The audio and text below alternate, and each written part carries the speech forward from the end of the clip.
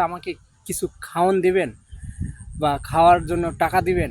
পরে আমি বললাম কি খাবেন, আমি আপনাকে খাওয়াবো, টাকা দেবো না। এই যে আমি এখানে এসে বসে আছি, এই যে ব্রিজের ধারে মানে ভৈরব নদীর পাশে বসে আছি। হঠাৎই একটা অ্যাবনর্মাল বা ভারসাম্যহীন ভাই এসে বলছে আমাকে কিছু খাওয়ান দিবেন বা খাওয়ার জন্য টাকা দিবেন।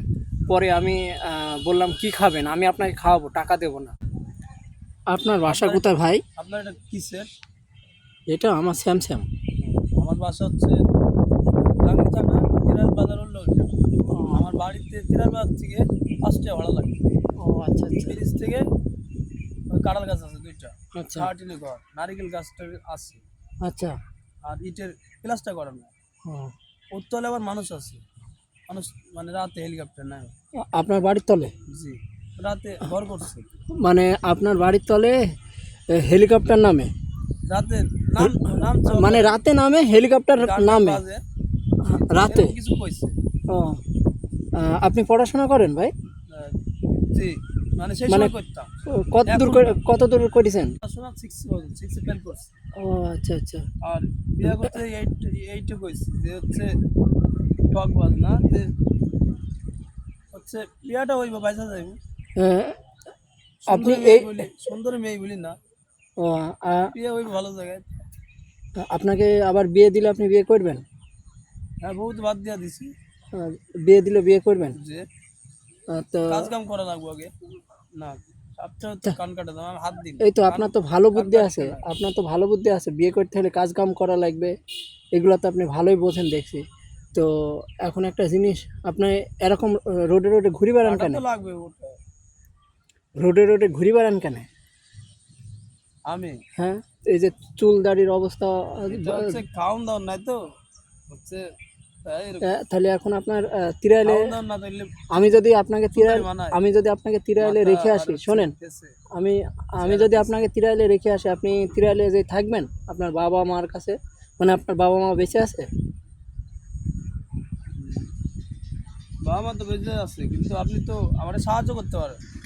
আমি ওই মোবাইল সাহায্য, দিতে পারেন, হ্যাঁ সাহায্য করতে চাচ্ছি। আপনি দরকার, মোবাইল দিতে পারেন। হ্যাঁ দরকার হলে আপনাকে মোবাইল কেন, মানে বিয়েও দিয়ে দিতে পারবো, সমস্যা নেই। না না, আপনাকে একটা ভালো মেয়ে দেখে বিয়েও দিয়ে আপনার দিতে। যদি জীবন মেয়েটার জীবন নষ্ট হয়ে যায় আমার সাথে যাইয়া, নষ্ট হবে কেন? আপনি মোবাইল দিতে পারেন আমারে। আমি কাজ কাম করে আমার মতো আমি হচ্ছে বেঁচে থাকুন। আপনি যদি কেস খাবেন, সন্ত্রাসী কেস খাবেন, সেজন্য তো আমি হচ্ছে চাইবো তা না। আমি তো সন্ত্রাসী হইলে আপনারা কইতাম যে আমি হচ্ছে জায়গা হ্যাঁ জায়গা। হ্যাঁ তো হচ্ছে জীবন হচ্ছে অর্থরয়, মানে প্রতিবার দিন হচ্ছে সবাই ভুল করে, এটা ঠিক কথা। অন্যায় ভুল করে, অন্যায় ইচ্ছা করে করে না। তো যাই হোক, আমার কথা শোনেন, আপনি খাওয়া দাওয়া করেছেন? না, দুপুরে খাইনি। দুপুরে খান? আসলে হচ্ছে একটা মোবাইল দিলে দিতে পারেন, আমি চোর ডাকাত কিছু নয়। আরে ভাইয়া, আপনাকে মোবাইল কেন, সব কিছু দেওয়া হবে, আমি তো বললাম, কিন্তু দিতে আপনার হবে। বাবা মাকে দেখতে হবে। তারা আপনাকে খুঁজে বেড়াচ্ছে হয়তো, আপনার দেখতে হবে, ঠিক আছে? আমি না, কি বলি, মোবাইল আর লাগবো না তার। বাবা মাকে দেখলে মোবাইল লাগবে না? না, বুঝে দেন স্যার। আজব পাগল। আমার আমার বাবা মাকে, আমার বাবা মাকে দেখবেন তো সে এই দেখেন উঠে চলে যাচ্ছে, ঠিক আছে? পরে বলছে যে আমি সিগারেট খাবো, সিগারেট খাওয়ার টাকা দিন।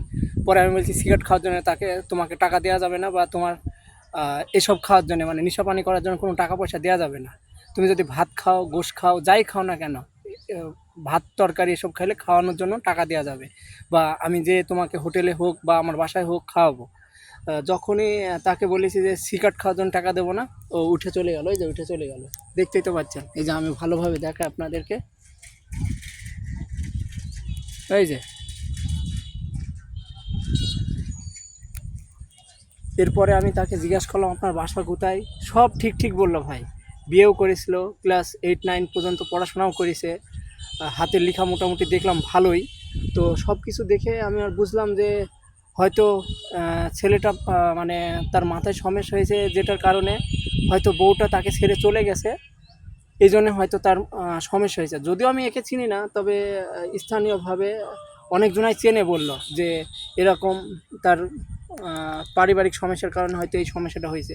তবে তাকে ঠিক করা যেতে পারে, আমার মনে বলে, বা আমার ধারণা যতটুকু বলে ঠিক করা যেতে পারে। কিন্তু বিষয় হলো তার বাসা কোথায়, মানে সব কিছু ডিটেল আমি জিজ্ঞেস করলাম, সব সুন্দরভাবে বললো সে। গাংনী থানার আপনার তিরাইল গ্রামের কোন জায়গায় যেন, মানে ওখান তিরাইল থেকে আপনার মোটামুটি 5 টাকা ভাড়া লাগে ভ্যানে করে, সেটাও সে ঠিকভাবে বলতে পারছে। তখন আমি বুঝলাম যে হয়তো তার বউ চলে যাওয়ার কারণে সে হয়তো একটা মানে আলাদা একটা আঘাত পেয়েছে, এই জন্যে হয়তো এইভাবে ঘুরে বেড়াচ্ছে। পরে আমি তাকে রিকোয়েস্ট করলাম যে আপনাকে আমি খাওয়াবো, কিন্তু এই সিগারেট বা নেশা পানি জাতীয়গুলো বাদ দিয়ে আপনি যা খাবেন আমি তাই খাওয়াবো, আমার কাছে টাকাও আছে। পরে যখন আমি আহ, এটা ক্যামেরায় ভিডিও ধারণ করার জন্য করছি, পরে সে বারবার রিকোয়েস্ট করছে, যখন আমি ক্যামেরা বের করছি তখন সে উঠে চলে গেল, আপনারা তো দেখতেই পেলেন।